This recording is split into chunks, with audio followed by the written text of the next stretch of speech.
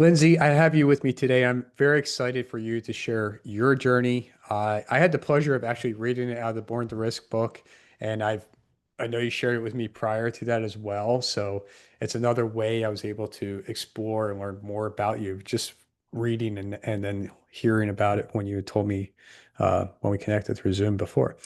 And I got to meet Flat Lindsay. I didn't meet you in person. Um, so I'm honored to have you here now. And could you just share with everybody a little bit about yourself, who you are today, and what you're most excited about? Sure. I am from a agriculture community in Northeast Kansas. We have four businesses, all in ag-related areas. We've got 13 employees, and between my husband and I, we have four kids and three grandkids. So our days are very busy with keeping up with the grandkids. All three are under 4 years old, and keeping up with all of our employees, and they're scattered around the world, or okay, around the United States. And other than that, I am really trying to get my story out there. I am a attempt survivor, and sometimes I think having life experience comes with more authority than having a paper on the wall, because you might have the book experience from being certified, going to college, getting all of your degrees, but you don't have the life experience of what actually goes through someone's mind who is suicidal. So that is now turned into my mission, is being the voice for those who feel like they're voiceless. Hmm. Okay. So we're going to dive into some of this right here. But first, I want you to share with us that journey. Like, what led you to being suicidal? Okay. Well, back in August of 2016, I was divorced after 12 years of marriage. And that didn't really set me off, because I thought that my life was going to be good from there. I was getting away from a verbally, emotionally abusive, narcissistic man.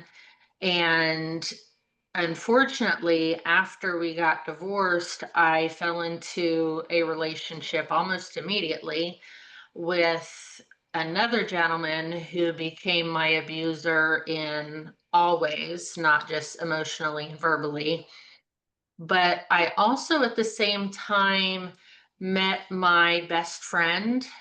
I was part of a volunteer fire department, and we happened to be paired together, and he was training me, I was learning the ropes, and we became best friends. We talked to each other about our marriages, about my divorce. He started going through his own divorce, and so we kind of decided, well, let's see if there's any chemistry, romantically, since we definitely have chemistry as friends. And so over the next year, I was seeing my abuser and my best friend on and off that whole time. My best friend became my savior, because on the night of September 24th of 2017, going through all the abuse that I had gone through in relationships, being with the narcissistic husband, being with the horribly abusive man right after that. And I was lying, I was cheating, I was stealing, I was doing anything and everything I could do just to survive. I was a single mom with two kids. I didn't know what to do. I lost my job because I was lying, I was stealing. And so everything in my mind just went dark that night. I decided that I needed to just make everybody lives better, and my children would be better off without me. My family would be better off without me because then they won't be hearing, the rumors or the truths of their sister, their daughter being me. And so I got a hold of my best friend. We went driving through, country roads, drinking like we normally do, singing songs, making fools of ourselves, but having fun. And in an instant, I went from having fun to not wanting to be alive anymore. I knew that I had created a big web of lies, and I did not think that I could find a way out of it. So, in an instant, and the last thing I remember is reaching for the door handle. We were driving, he was driving. We were going down a dirt road, 30 miles an hour. I reached for the door handle. I remember the light in the truck, the cab light coming on. I remember screaming. But then after that, I don't remember anything until I woke up in the hospital 24 hours later. And the very first thought that went through my mind was, why didn't it work? The second thing that went through my mind was, how am I going to do again? How am I going to succeed next time? And then I saw my daughter sitting next to me. She was a junior in high school. She was actually just starting her senior year. And I knew everything that I had put her through. I remembered it all. It all came flooding back to me. And when I saw her looking at me in tears, I realized how much of how much shame I felt like I was putting on her. I didn't leave a note. My kids would have wondered every day, why did mom leave us? And then I also realized that I had a lot of people that I'd lied to, that I stole from, that I cheated on, that now I needed to make amends because if I'm here, if I'm going to stay here, I'm going to have a lot of work to do. But it was also there that I realized that my body was broken. I was bald. They had to shave my head because when I jump, I landed on my face. And so the impact tore my skin away from my scalp from about mid head, forehead, all the way down past my eye. So they had to shave my head to repair that. And my left arm was immobile. I didn't know what was wrong with my left arm, but I couldn't move it. Come to find out, I completely tore 3 nerves out of my spinal column, and there's no fixing that. It Once they're torn out, you can't reconnect them.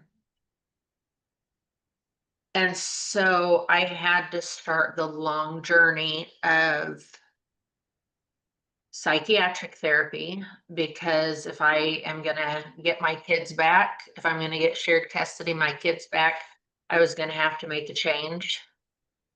Had to start the process of physical therapy because my brachial plexus injury of my left arm left me, like I said, it was just limp. I couldn't move it. and I was still unsure where that was going to take me. But I also had to start the journey of telling the truth. And that's something that I can recall all the way back till I was 14 years old. I mean, I'm sure even prior to that, most kids tell lies. But my first suicidal ideation was at 14. And that was really when the lies started. So I had a lot of ground to make up. I also had to figure out how I was going to navigate with one arm. And I also had to figure out how to keep the thoughts from coming back into my mind. Because, yes, my body was bruised, my body was broken, but my head and my heart was worse. I was in the hospital for a week on suicide watch. When I was released, I went to live with my mom and dad, and I was there for 2 weeks.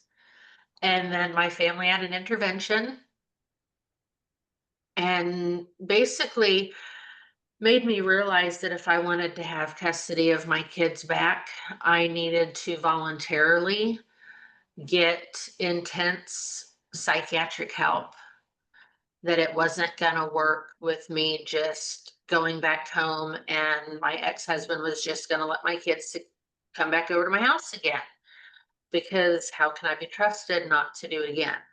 I was never My kids were never in any harm. And anytime I ever tried to hurt myself, I was always by myself.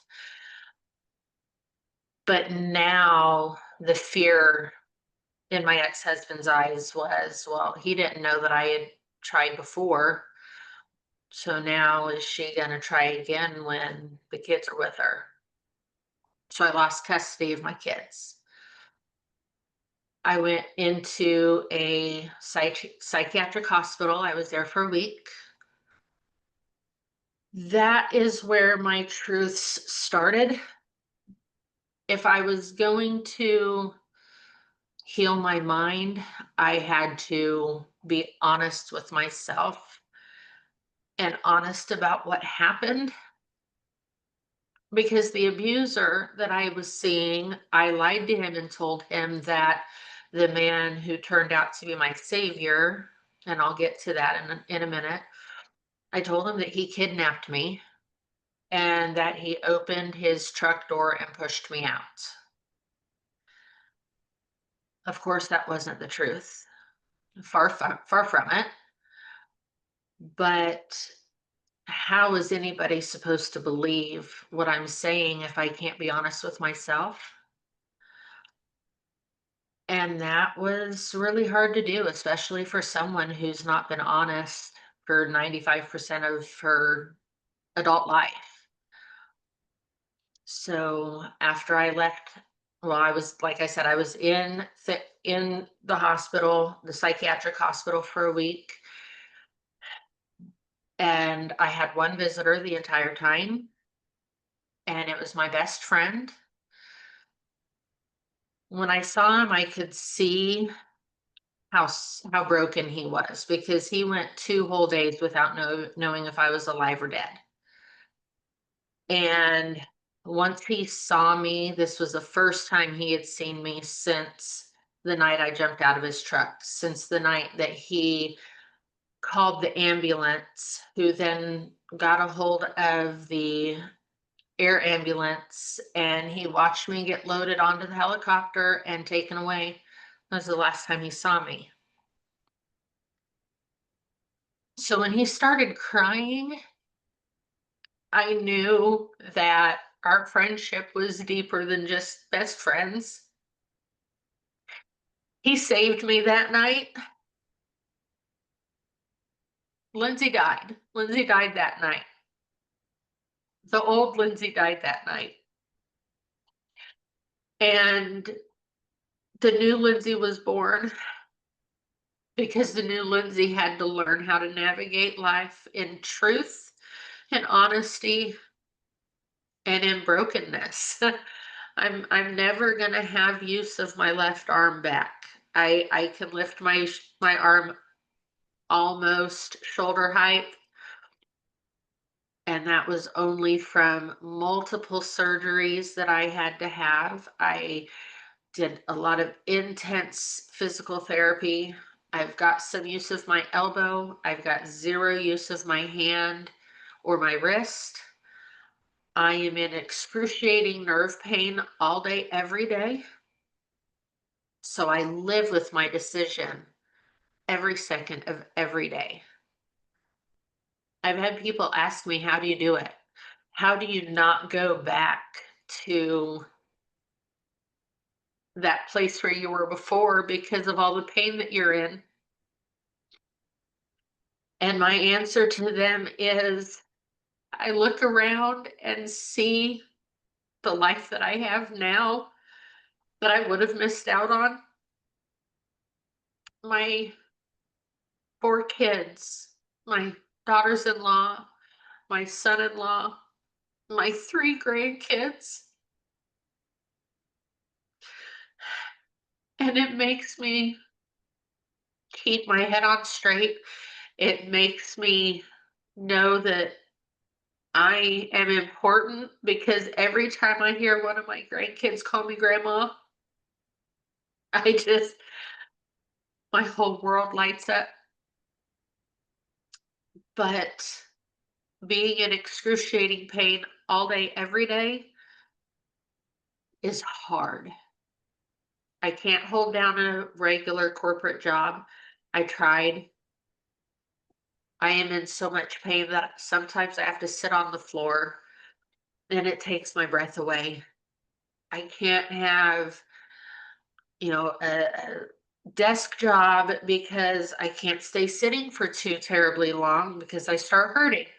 I can't have a retail job because if I stay standing for too long, I start hurting. And by start hurting, I mean intense, intense pain. I always have pain. Before my accident, and I don't even call it an accident, before my incident, because it was no accident. I intentionally jumped. But before that night, I did not know what pain was. And now, after 8 years, I have an amazing life. I have an amazing family. My best friend is my husband.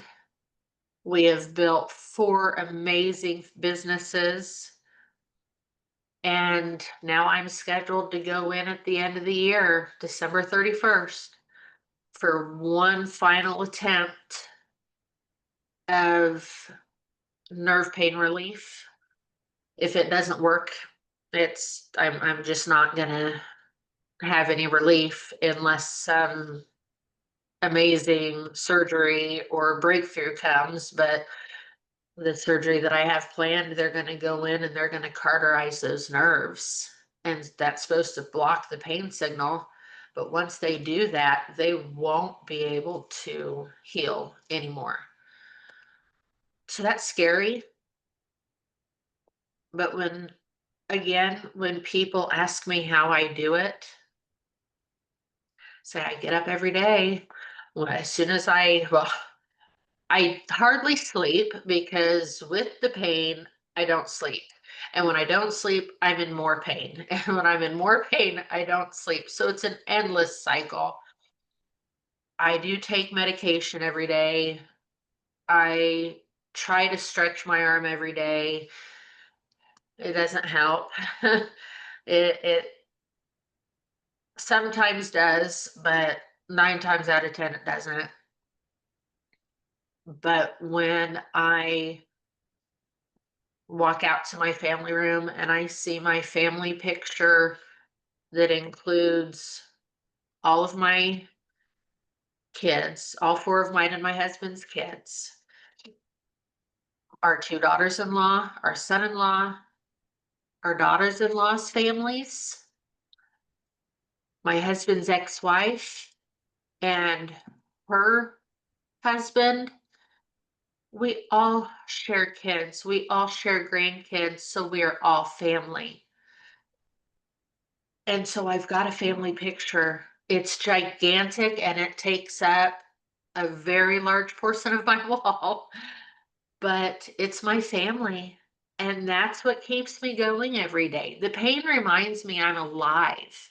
And that is where my mission is now focused. Yes, of course, it's focused on my family and my businesses, but now I feel like I was given a second chance so I could be here tonight with you, so I could meet other, people who have podcasts or go to school and tell my story, because there's one person out there. I know there's one person out there that will hear my story and they will not kill themselves because I survived. You don't get to talk to many suicide survivors. And so sometimes I feel like I don't understand why people want to know my story. All I did was, I tried to kill myself. Why do you want to know that? But I get reminded it's because you lived. And we want to know what was going through your head, the year, the day, the minutes before this happened. How did you get that deep? How did you feel like you had no way out? And so that's, why I decided that I needed to write my story down. I needed to get it published somewhere. I needed to share it somehow to help others who are in or may be in the same spot I was 8 years ago, a spot that I will never go back to. I didn't go through this much therapy. I didn't go through that many surgeries. I don't live with constant pain every single day to get back to that spot. I am here for a reason, and I am here to share my story and enjoy my family. Yeah, yes, you are. Um, I am blown away by everything you just shared. So I appreciate you sharing all that and being open and honest and vulnerable too. Um, I could tell that you deeply love being alive, love being who you are today from you sharing all that and you sharing your emotions. I can see that. So, if you're listening to this, you just go check out, the YouTube video and check it out. But Lindsay, there's a lot to unpack, right? And we can't go into everything, right? So, I mean, like a lot of people would be like, yeah, how'd you deal with the abuse in the relationships? What led you to actually jump out of the car? What was going through your head, like you kind of mentioned? Um, I don't know. Would you share a little bit why you had suicidal thoughts back when you were 14? When I was 14, I was out gallivanting around doing things that I wasn't supposed to do. One Friday night with my friends, we were driving around getting into trouble, and a guy that I liked from school said, "Hey, why don't you come ride with me?" Okay, sure. I'm thinking, "Oh, butterflies. Here's this guy that I like." And we drive around. There's a spot in our town that you could drive. It was like a 4 block square, and it had, middle through it. So it was like a main drag. So you had cars going east and cars going west. So you were, seeing everybody having a blast. Well, then he decides that we were going to leave that area. And long story short, he took me out somewhere and overpowered me and raped me. And I did not tell anybody when I got home. I was ashamed because I knew I wasn't supposed to be out there anyways. But once I finally shared my story with my parents and my sisters, actually I shared it with my sisters first, who then got me to share it with my parents. it's not that they didn't believe me, but it was well, you brought it on yourself, kid. And they tried to make me go talk to one of the nuns at our church, but I wasn't, nope, I'm not doing that. All I'm going to do is get judged. And so I just dealt with it myself. And that's really where it started, because I can remember, like I said, as far back to 14, thinking, well, if I just go to this area, I can jump off of the bridge because the bridge is high enough that there's just no way you could survive that. Or I'll drive my car into a tree or something. I remember vividly, um, and that happened multiple times through the rest of my high school years, and it through my adult years. I would have those thoughts just all of a sudden show up in my mind, and then my heart would sink, because what's going wrong in my life right now that I think I need to do that? And I never actually acted on it until a couple of months before I jumped out of the vehicle, because I was driving my vehicle once. I saw a semi coming and I swerved over into its lane and I was going to hit it head on. And then my phone rang and it was my daughter. And I came back over into my lane and took myself directly to the hospital. And so that was the first time I actually attempted. And then the second time I again ended up in the hospital, on suicide watch. Third time I didn't end up in the hospital because nobody knew about it when I was walking up the highway pitch black, hoping that a semi comes around the corner. But I don't know. I can imagine that if my parents had gotten me help back when I was 14, maybe that would have changed the trajectory of my life. But sitting here today, would I go back to 8 years ago and change my mind? And honestly, I'm going to tell you no. And that might be surprising. Why would Lindsay not want to take that back? I would love to be without pain. I would love to have full use of my arm again. But if I hadn't succeeded that night, I would have succeeded another night.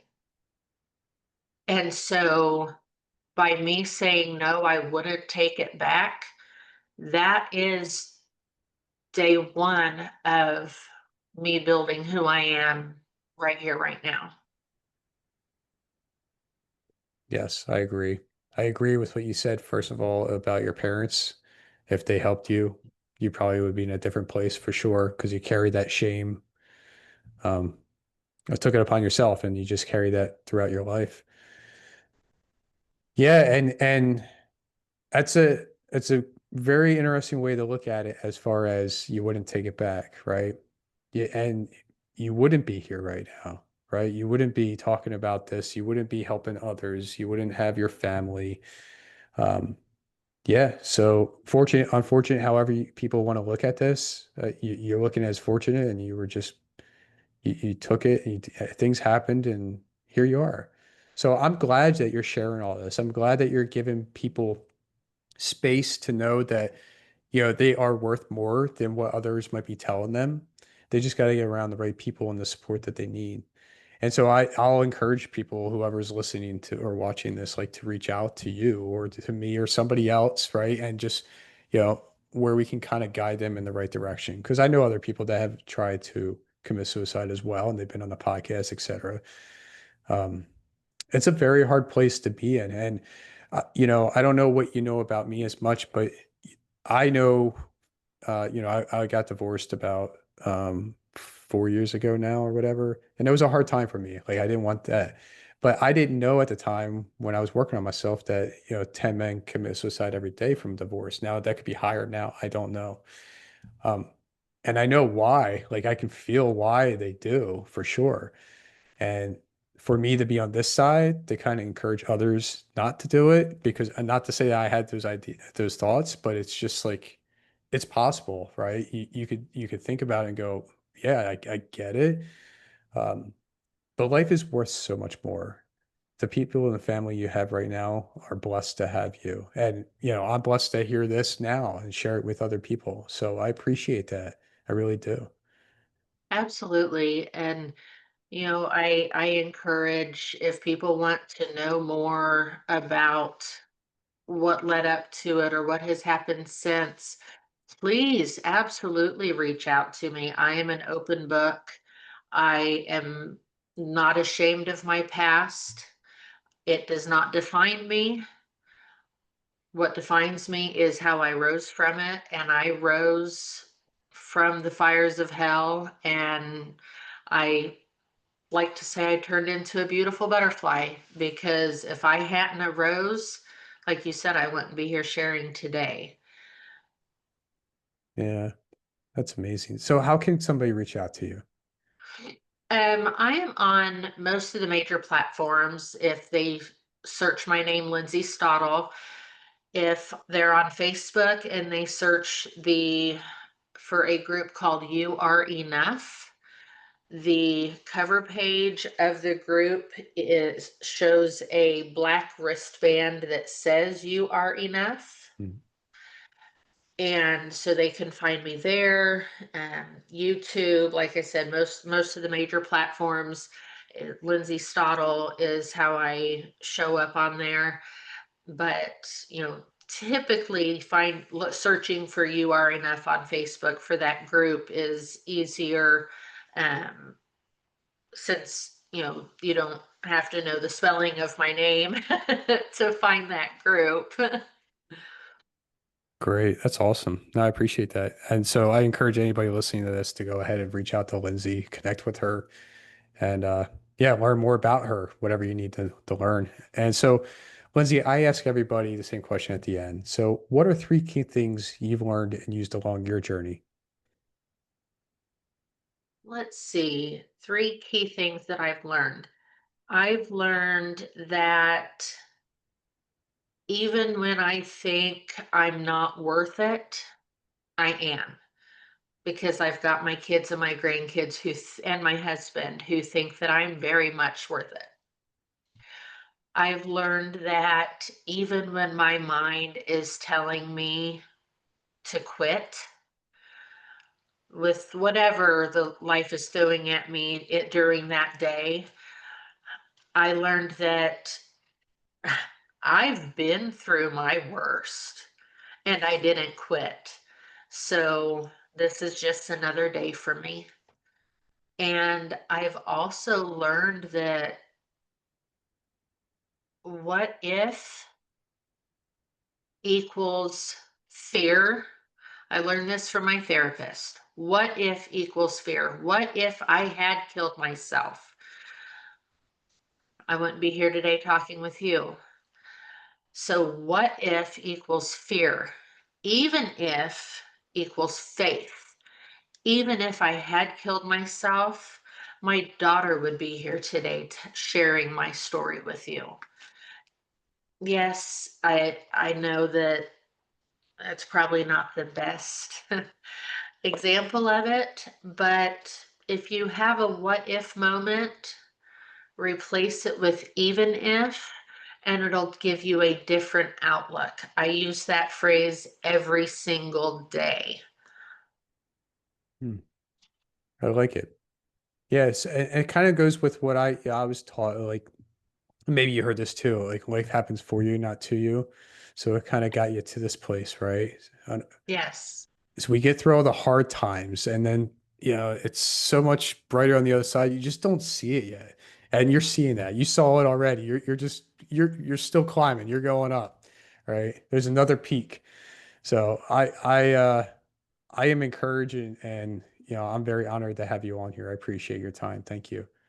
Thank you very much. I had a blast being here, and I just have three closing words. Yeah. You are enough. Yes. Yes, you are. Everybody listening to this, they're enough. Yes. Thank you, Lindsay. Thank you.